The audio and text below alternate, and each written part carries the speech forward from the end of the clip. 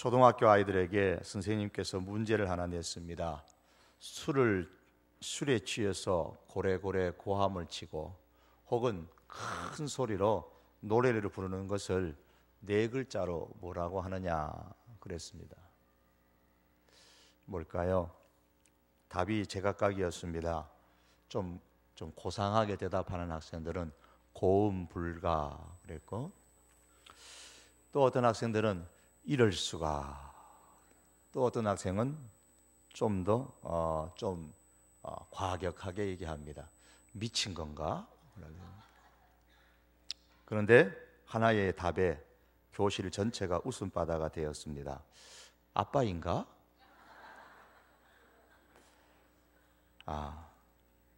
아마 그 아빠가 늘 그렇게 술을 드시면은 고래고래 고함을 치셔서 가정 분위기를 해치는 모양입니다. 오늘 본문의 말씀은 이 성전 건축 낙헌식을 마치고 나서 온 백성이 기쁨으로 가득 찬 가운데에 그날 밤에 조용한 가운데 하나님께서 솔로몬에게 오셔서 주셨던 말씀입니다.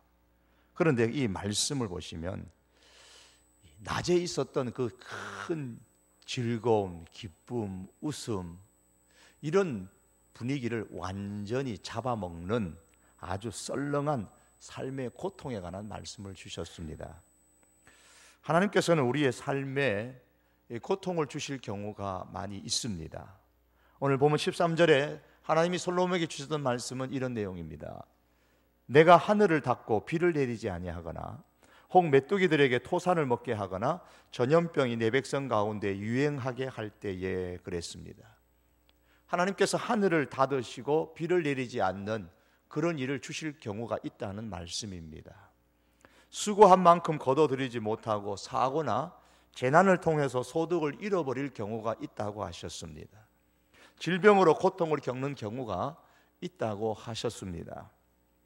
그런데 이 말씀은 하나님이 이 가나안 땅에 들어오기 이전에, 그 백성 이스라엘이 가나안 땅에 들어오기 이전에 이미 저주의 말씀으로 그들에게 선포하셨던 말씀이었습니다.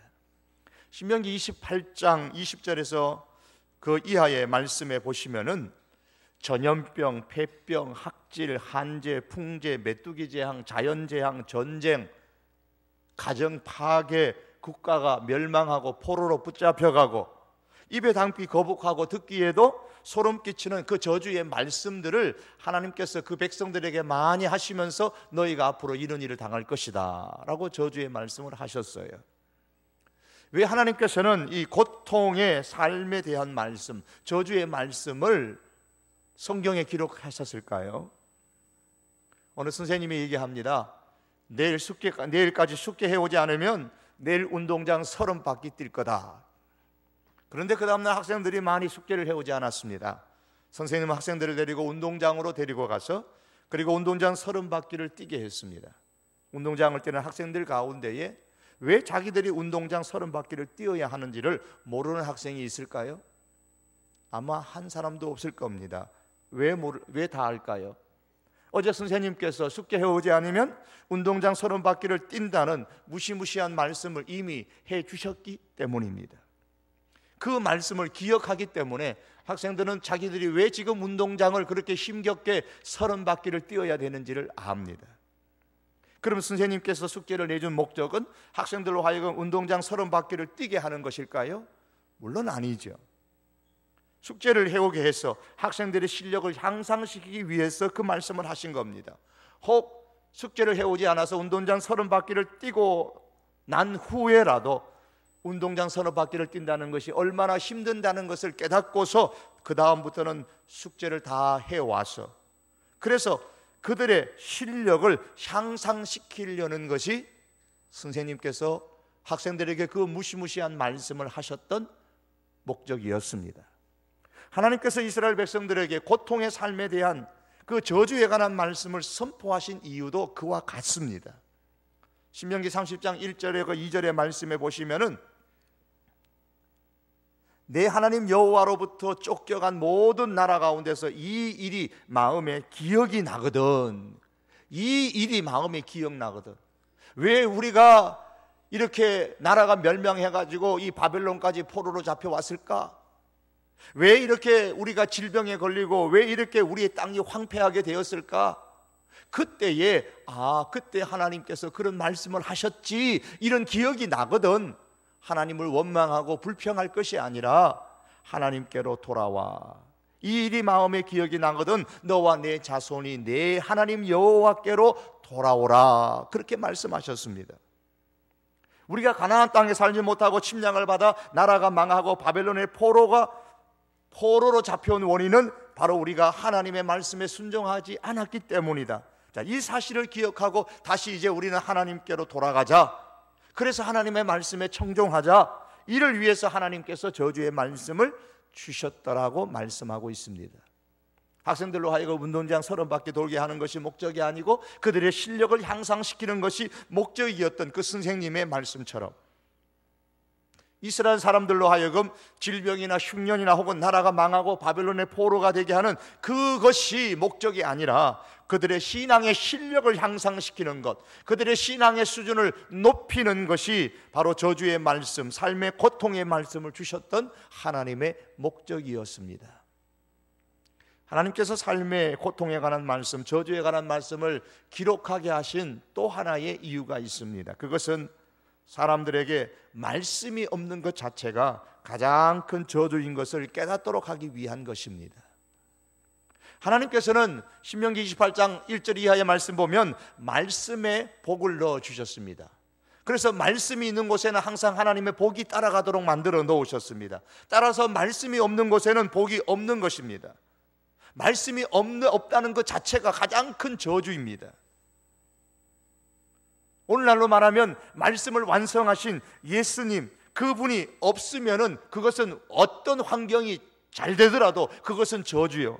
예수님 안에 있는 그것 자체가 복인 것입니다. 삶의 질을 높이는 많은 좋은 일들이 있다 할지라도, 삶을 풍성하게 하는 많은 좋은 것들이 우리 가운데 있다고 할지라도 거기에 말씀이 빠져버리면, 말씀이 없으면 그건 복이 아닙니다. 예수님이 거기에 없으면 그것은 복이 아닙니다. 이 사실을 깨닫도록 하기 위해서 저주의 말씀을 기록하신 것입니다. 너희의 삶의 가나안에 들어가서 아무리 거기서 풍성한 삶을 산다고 할지라도, 이전에 경험하지 못했던 놀라운 것들을 너희가 소유한다고 할지라도 너희 가운데 말씀이 없으면 그것은 복이 아니다. 왜냐하면 나는 말씀에다가 복을 넣어줬기 때문이다. 그렇게 말씀하시는 거예요. 또 하나님께서 왜 저주의 말씀을 기록하셨을까요?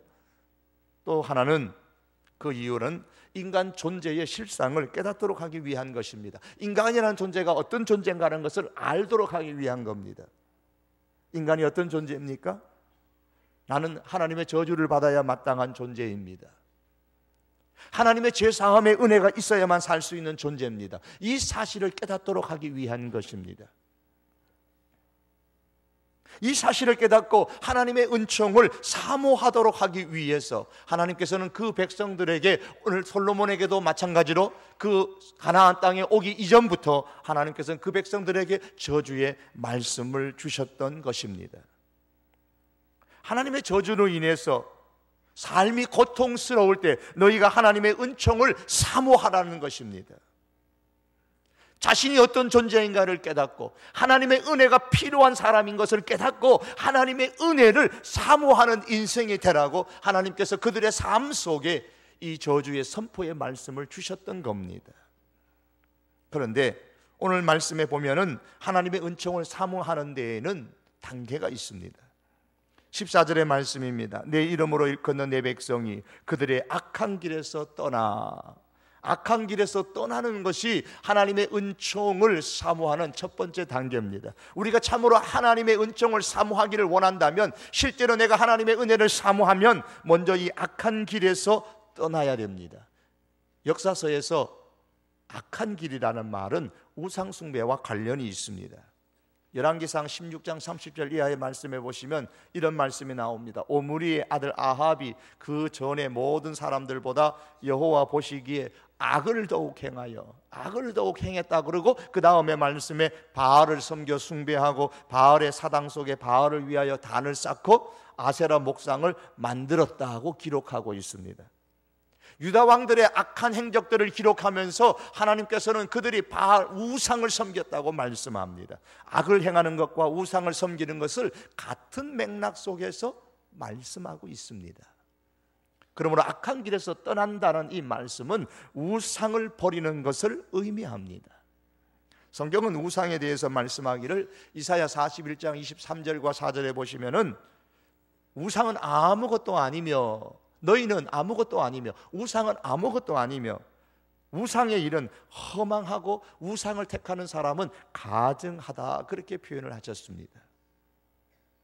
또한 41장 29절의 말씀 보면 그들의 부어 만든 우상은 바람이요 허탄한 것뿐이라 그랬습니다.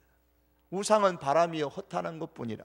우상을 섬기는 그 모든 일들은 다 공허한 것이고 허무한 것이라는 말씀입니다. 그 우상에 복을 줄 수도 없고 저주를 줄 수도 없고 아무것도 사람에게 행할 수 있는 것이 없다는 말씀입니다. 그런데 그럼에도 불구하고 우상 숭배가 무서운 것은, 그럼에도 불구하고 우상을 섬기지 말라고 하시는 것은 그 우상 숭배 뒤에 사단이 힘을 쓰고 있기 때문입니다.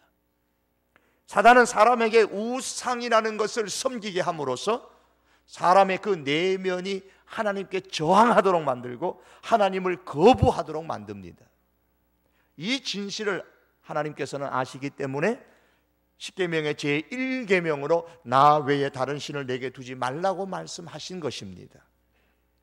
나 외에 다른 신을 두지 말라, 이 말이 너무 심하다고 생각하십니까? 신랑 신부가 결혼을 하고 첫 신혼여행을 갔습니다. 신혼여행 가서 첫날 저녁에 신랑이 신부에게 진지하게 얘기를 합니다. 당신은 앞으로 나 외에는 다른 남자를 신랑으로 두면 절대로 안 됩니다. 이 말이 신부가 듣기에 너무한 말입니까? 이 말이 당연한 말이라면 하나님께서 우리에게 하신 말씀, 나 외에 다른 신을 내게 두지 말라는 말씀은 지극히 당연한 말씀입니다.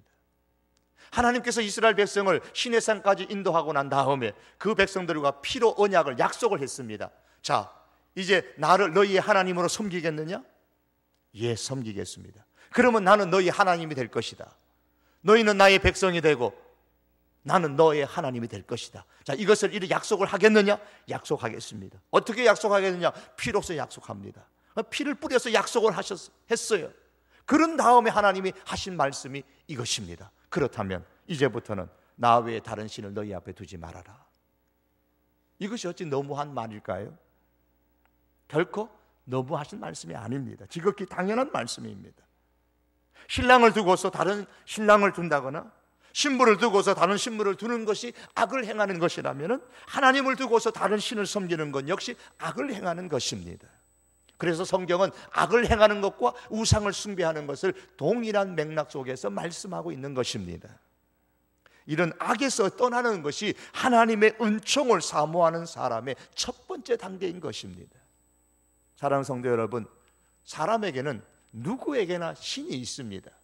문제는 하나님을 나의 신으로 섬기느냐 아니면 다른 것을 나의 신으로 섬기느냐, 그것이 문제일 뿐입니다. 하나님을 사랑하는 것보다 더 사랑하는 것을 우리는 빨리 하나님 아래로 내려놓는 것이 우상을 버리는 것이요, 악에서 떠나는 것이요, 이것이 하나님의 은혜를, 하나님의 은총을 사모하는 첫 번째의 모습입니다. 또한 하나님의 은총을 사모하는 두 번째 단계는 스스로 자신을 낮추는 것입니다. 오늘 14절 말씀을 우리에게 이렇게 기록하고 있습니다. 내 이름으로 일컫는 내 백성이 그들의 악한 길에서 떠나 스스로 낮추고, 스스로 낮추라고 했습니다. 저주의 말씀을 주셨던 세 번째 목적이 무엇이라고 했습니까? 인간 존재의 실상을 깨닫도록 하기 위한 것이라 그랬습니다. 사람이 본질이 어떤 존재인가를 알도록 하기 위한 것, 즉 다시 말하면 나는 저주받아야 마땅한 존재입니다. 하나님의 제사함과 하나님의 제수있음이 있어야, 이런 은혜가 있어야만 나는 살 수 있는 존재입니다. 이것을 깨닫도록 하기 위한 것입니다. 그러므로 인간 존재의 실상을 바로 아는 사람은 항상 어떤 마음으로 살겠습니까? 하나님의 은혜가 있어야 삽니다. 하나님의 은혜 의식 가운데 살게 됩니다. 내가 지금 사는 것은 오직 하나님의 은혜 때문입니다. 그렇게 고백하게 됩니다. 그것이 바울이 예수님을 만나고 난 이후에 인생이었습니다. 그는 늘 그렇게 고백했습니다. 내가 나된 것은 하나님의 은혜입니다. 내가 잘나서 그런 것이 아니요 하나님의 은혜일 뿐입니다. 내가 수고를 많이 했지만 그러나 그 사실은 내가 수고한 것이 아니요 오직 나와 함께 하신 하나님의 은혜입니다. 이것이 바울의 늘 고백이었습니다. 혹시 이런 말을 들을 때에 이해가 안 되시는 분이 계십니까? 아니, 웬 미친 녀석이 잘 됐으면 그냥 내가 잘 됐다 그러면 될 것이지, 성공했으면 내가 열심히 했더니만 성공했다고 하면 되지, 무슨 뚱딴지 같은 이야기를 하느냐고 말씀하시는 분이 있습니다. 그렇게 말씀하는 게 이해가 갑니다. 왜 그런 말씀을 하실까요? 하나님의 은혜를 몰라서 그런 말씀하시는 거예요. 자기 존재의 실상을 몰라서 그런 것입니다. 내가 하나님의 은혜가 아니면 저주받은 존재로서 그냥 그대로 멸망할 수밖에 없는 그런 존재인 것을, 하나님의 은혜가 있어야만 내가 사는 존재인 것을 깨닫지 못할 때는 당연히 그런 말을 할 수밖에 없습니다. 사랑하는 성도 여러분, 우리 존재의 실상은 예외 없이 다 저주를 받아야 마땅한 존재입니다. 오직 하나님의 은혜로 사는 존재입니다. 이 사실을 우리가 깨닫고 하나님 앞에서 우리 자신을 스스로 낮추는 사람만이 하나님의 은총을 사모하는 자요 하나님의 은총을 누릴 수 있는 사람입니다. 하나님의 은총을 사모하는 사람의 세 번째 단계는 하나님의 얼굴을 찾는 단계입니다. 오늘 성경 14절을 보시면 중반절에 내 얼굴을 찾으면 그랬습니다. 하나님을 찾는다라는 말씀이에요. 유다의 왕 가운데서 아사라는 왕이 있었습니다. 그가 처음에 왕이 되었을 때는 그 나라 백성들이 많은 우상을 섬겼는데 아사가 왕이 되자마자 제일 먼저 신앙 부흥 운동을 일으켰습니다. 아사 왕의 신앙 부흥을 성경은 소개하기를 하나님을 찾는 부흥 운동으로 소개하고 있습니다. 역대하 14장 7절의 말씀 보시면 아사가 일찍이 유다 사람에게 이르되 우리가 우리 하나님 여호와를 찾았으므로, 우리가 여호와 하나님을 찾았다고 말씀합니다. 15장 12절에 보면 마음을 다하고 성품을 다하여 열조의 하나님 여호와를 찾기로 언약했다고 말씀하고 있습니다. 그리고 15장 15절의 말씀은 그 언약에 따라서 우리가 마음을 다하여 맹세하고 뜻을 다하여 여호와를 찾았으므로, 아사왕의 신앙 부흥 운동, 그 특징은 여호와의 얼굴을 찾는, 하나님을 찾는 부흥 운동이었습니다. 사랑하는 성도 여러분, 하나님을 찾아야 삽니다. 성경은 말씀하기를 너희는 나를 찾으라 그리하면 살리라 그랬습니다. 아모스 5장 6절의 말씀 속에도 너희는 여호와를 찾으라 그리하면 살리라 그랬습니다. 하나님을 찾아야 살 수가 있습니다. 사람은 자신을 생각할 때마다, 우리가 우리 자신을 생각할 때마다 항상 내 자신만 생각하지 말고 하나님도 같이 병행해서 생각해야 됩니다. 만약에 하나님을 같이 생각하지 아니하고 사람 자기 자신만 생각하게 되면 필시 사람은 하나님을 버려버리고 자기 자신을 최고로 여기는 그런 현상이 자기의 삶 가운데 나타나게 되어져 있습니다. 사람을 만드시고 사람의 배후에서 일하시는 하나님을 생각하지 않는다는 말은 결국은 인간 자신이 하나님이 양 행세할 수 있기 때문에 그렇습니다. 하나님을 생각하지 않는 사람, 하나님을 찾지 않는 사람은 반드시 그의 삶 속에서 드러나는 모습이 마치 자기 자신이 신인 것처럼, 자기 자신이 최고인 것처럼 여기는 그런 현상이 나타나게 되어져 있습니다. 그러나 우리의 삶의 배후에서 일하시는 그 하나님을 생각하고 그 하나님을 우리가 찾는다면 그 사람은 항상 나 아닌 다른 존재, 나와 비교할 수 없는 하나님의 존재를 기억하게 되고 그 하나님의 은혜를 누릴 수가 있습니다. 하나님, 이렇게 사는 게 하나님 보시기에 과연 옳은 겁니까? 이런 질문을 하나님 앞에 내 스스로 한다는 것 자체가 하나님을 생각하며 살아가는 것이죠. 하나님, 이렇게 하는 것이 정말 하나님을 기쁘시게 하는 행동일까요? 하나님, 세상의 사람들과 같이 이렇게 살아가는 것이 하나님 보시기에 정말 가치 있는 인생이 될 수 있을까요? 늘 자신을 생각할 때에 하나님도 동시에 생각하고 내 삶의 배후에 역사하시는 그 하나님을 찾을 수 있어야 됩니다. 배후에 계신 하나님을 생각하고 묻고 자신의 인생을 점검하며 살아가는 이것이 바로 하나님을 찾는 성도의 모습이요, 이것이 하나님의 은총을 사모하는 모습인 겁니다. 악한 길에서 스스로 떠나고 스스로를 낮추고 하나님을 찾을 때에 하나님께서 은총을 베풀어 주시겠다고 오늘 약속하셨습니다. 그 약속은 14절 후반절의 말씀 보면 내 얼굴을 찾으면 내가 하늘에서 듣고 그들의 죄를 사하고 그들의 땅을 고칠지라.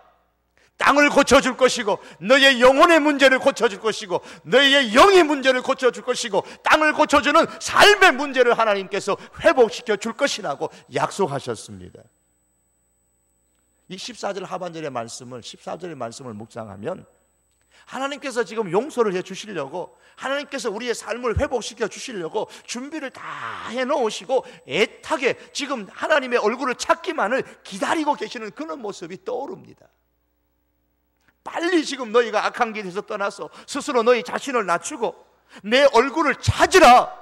그러면 내가 너희에게 베풀어줄 이 영의 회복과 삶의 회복을 지금 준비하고 기다리고 있다. 이런 뉘앙스의, 이런 분위기의 말씀입니다. 하나님께서 저주의 말씀을 주셨던 첫 번째 목적이 무엇이라고 했습니까? 저주 그 자체가 아니고 그 고통을, 삶의 고통을 통해서 그들의 영적인 실력을 향상시키기 위해서라고 했습니다. 그들의 영적인 수준을 높이는 것이 하나님의 본래의 목적입니다. 그래서 힘은 들겠지만 어떻게 해서라도 하나님의 백성들의 영적 실력을 높이시려는 그 하나님의 애타는 마음이 지금 내가 하늘을 닫을 경우도 있고 내가 메뚜기 재앙을 둘 수도 있고 내가 너희에게 전염병을 줄 수도 있고 심지어는 너의 가정을 파괴할 수도 있고 때로는 너의 나라를 망하게 할 수도 있고 너희를 포로로 잡혀가게 할 수도 있다. 이런 일이 너희에게 있을 것이라고 말씀하셨던 그 말씀의 목적이 거기에 있는 겁니다. 본문의 말씀에서도 이런 하나님의 마음을 엿보게 됩니다. 하나님은 하나님의 백성들의 그 죄악으로 인해서 하나님의 사람들의 삶이 황폐해지는 것을 원하지 않으십니다. 그럼에도 불구하고 황폐하게 만드시는 것은 영적인 실력을 높이기 위한 겁니다. 그들의 땅을 고치리라. 하나님께서 우리의 땅을 고쳐주시기를 원하십니다. 우리의 삶이 회복되시기를 하나님은 정말로 원하십니다. 우리의 인생 가운데 하나님의 부흥이 일어나고 우리의 영이 새롭게 일어나는 것, 하나님의 교회가 새롭게 일어나는 것, 그건 하나님께서 참으로 원하시는 것입니다. 성경 역대기서를 읽으시면은 남북 이스라엘의 비참한 멸망에 관한 내용으로 역대기서가 끝나는 것을 우리가 보게 됩니다. 그러나 역대하서의 중간중간에 하나님의 부흥의 파도가 지금 막 물결치고 있는 것을 역대하서를 읽으면 금방 느끼게 됩니다. 역대하서는 36장입니다. 이 36장 중에 거의 절반 정도가 신앙 부흥에 관한 기록으로 가득 차 있습니다. 남쪽 유다 왕국이 388년 동안 존재하다가 바벨론에 의해서 멸망을 당했는데요, 그동안에 유다를 다스렸던 그 왕이 19명입니다. 혹자는 20명이라고도 말합니다만 19명입니다. 이 기간 동안에 유다 왕국은 불신앙으로 말미암아서 그 땅이 황폐하기도 하고 나라의 국방력과 경제력이 쇠약하기도 했지만은 그럴 때마다 그들이 하나님을 찾음으로 하나님의 은총을 사모함으로 인하여서 다시 부흥하는 말씀들이 역대하서에 기록되어져 있습니다. 아사 왕의 부흥이나 여호사밧의 부흥이나 히스기야 왕의 부흥이나 그리고 요시야 왕의 부흥, 이 부흥의 역사가 기록된 이 역대하서의 말씀입니다. 왜 이 역대하서의 이 많은 부분을 하나님의 부흥에 관해서 기록하고 있을까요? 제가 전에 말씀드린 것처럼 이 역대하서의 첫 번째 독자가 바벨론 포로에서 돌아온 백성들입니다. 너희가 70년의 바벨론 포로 생활을 하고 이제 돌아왔다. 너희 땅을 어떻게 다시 일으킬 것이냐? 이제 이 땅에서 무너진 예루살렘에서 너희의 가정을 어떻게 다시 부흥시킬 것이냐? 어떻게 일으킬 것이냐? 걱정하지 말아라. 현실을 보면서 실망하지도 말아라. 다만 너희가 하나님의 은총을 사모하기만 하면, 너희가 악에서 이전처럼 그렇게 행하지 아니하고 악에서 떠나고 이전처럼 행하지 아니하고 스스로 너희 자신을 낮추고 하나님을 찾기만 하면 내가 너희 땅에 부흥의 은총을 줄 것이다. 이것이 역대하서의 하나님의 마음인 겁니다. 이 역대하서를 읽으면서 이 하나님의 부흥을 사모하라고, 하나님의 부흥의 은총을 사모하라고 그 백성들에게 이 역대하서의 말씀을 주신 거예요. 오늘 우리들에게도 마찬가지입니다. 사랑하는 성도 여러분, 하나님은 이 땅에서 하나님의 부흥의 은총을 주시기를 원하십니다. 우리의 삶이 회복되는 것은 하나님의 본래의 마음이십니다. 우리 교회가 하나님의 부흥의 은총을 맛보는 것은 하나님께서 원하시는 일입니다. 다만 하나님은 우리에게 원하는 것이 있습니다. 너희 가운데 우상 숭배하는 것, 그 악한 길에서 떠나라. 나 여호와 하나님보다 더 사랑하는 것이 너희 마음의 중심에 있다면 그것을 빨리 내려놓고 스스로 낮추고 하나님의 얼굴을 찾고 하나님께로 와라. 전심으로 하나님을 주목하고 하나님께로 달려와라. 내가 너희를 위해서 이 부흥의 그릇을 준비해 놓았다. 내가 너희를 위해서 이 부흥의 은총을 준비해 놓았다고 하나님께서 말씀하고 계십니다. 그런데 오늘 본문을 보시면 하나님의 부흥은 성전에서부터 시작됨을 보게 됩니다. 물론 하나님의 부흥은 장소의 제약을 받지는 않습니다. 1907년에 우리 한국 평양 땅에서 일어났던 대부흥운동이나 미국 에드워드 시대에 일어났던 미국의 부흥이나 영국 웨일즈나 스코틀랜드에서 일어났던 부흥의 특징들을 읽어보면 사회 전반적으로 이 부흥운동이 일어났던 것을 알 수가 있습니다. 이 부흥운동이 개인적인 영적 각성운동으로 그치지 않고 금연 금주운동으로 일어났고, 우상 숭배에서 이제 우상을 버려버리는 역사가 일어났고, 부적이나 많은 것들을 버려버리고 여성의 지위들이 향상되어지고 결혼관이 바뀌어지고 세계관의 변화가 일어나고 사회 개혁이 일어나는 모습으로 부흥운동이 번져나간 것을 볼 수가 있습니다. 그 이유는 하나님의 부흥은 영혼을 깨어나게 해서 삶의 변화를 일으키는 것이 그 특징이기 때문입니다. 그러나 그럼에도 불구하고 하나님의 부흥의 시작은 교회 공동체 안에서 일어납니다. 교회 공동체 속에 있는 성도들의 영혼에서부터 하나님의 부흥이 일어나게 되는 겁니다. 오늘 본문 15절에 보시면 이곳에서 하는 기도에 내가 눈을 들고 귀를 기울이겠다고 말씀하셨고, 16절의 말씀 보시면 내 이름을 여기에 영원히 있게 하였다고 말씀하고, 또한 내 눈과 내 마음이 항상 여기에 있으리라고 했습니다. 여기에 솔로몬의 성전을 두고 하시는 말씀입니다. 그러므로 하나님의 부흥은 오늘날의 교회 공동체 속에서부터 일어납니다. 하나님의 성전이 되는 우리의 심령의 중심에서부터 하나님의 부흥이 일어납니다. 평양 대부흥도 교회 공동체 속에서 성도들의 심령 속에서부터 시작되어졌습니다. 하나님은 이 시대의 교회를 통하여서 하나님의 부흥을 일으키십니다. 교회에 참여한 우리 교회 성도들을 통하여서 그 심령의 부흥이 일어나기를, 하나님의 은총이 주어지기를 원하십니다. 그러므로 여러분, 우리가 신앙생활 하면서 그냥 아무 기대도 없이 아무 그러한 마음도 없이 그냥 왔다 가는 것이 아니라, 하나님, 내 심령에 하나님의 부흥을 일으켜 주십시오. 내가 하나님의 부흥의 은총을 사모합니다. 하나님, 이 성도 교회에 하나님의 부흥의 은총을 베풀어 주십시오. 우리의 가정을 회복시켜 주시고 고쳐 주십시오. 이런 심정으로 하나님의 전에 오르시기를 바랍니다. 이런 하나님의 은총을 사모하시기를 바랍니다. 말씀을 맺기를 원합니다. 삶의 고통은 인간 존재의 실상을 알고서 하나님의 은총을 사모하라는 그런 하나님의 음성입니다. 불평과 불명으로 끝나는 것이 아니라 거기에 더 나아가서 하나님의 은총을 사모하라는 하나님의 소리입니다. 하나님보다 더 사랑하는 것들이 우상인 줄 알고 이 우상을 버리고 악에서 떠났을 때에 하나님의 부흥의 은총을 우리가 맛보게 됩니다. 하나님 없이 사는 것 자체가 저주인 줄을 깨닫고, 하나님의 은혜가 없으면, 하나님의 말씀이 없으면 살 수 없음을 고백하고 하나님을 붙잡고 말씀을 붙잡는 거기에 하나님의 부흥의 은총이 있습니다. 세상에 그 무엇을 주목하기 전에 먼저 하나님께 주목하고 하나님을 그 얼굴을 찾는 그 사람들에게 하나님께서는 부흥의 은총을 베풀어 주시고 그의 삶을 고쳐주시고 가정을 고쳐주시고 그 교회를 고쳐주시는 역사가 있을 줄 믿습니다. 이런 하나님의 부흥의 은총을 사모하고 경험하는 우리 사랑하는 믿음의 식구들이 되시기를 주의 이름으로 축복합니다. 기도하시겠습니다. 하나님의 사람들입니다.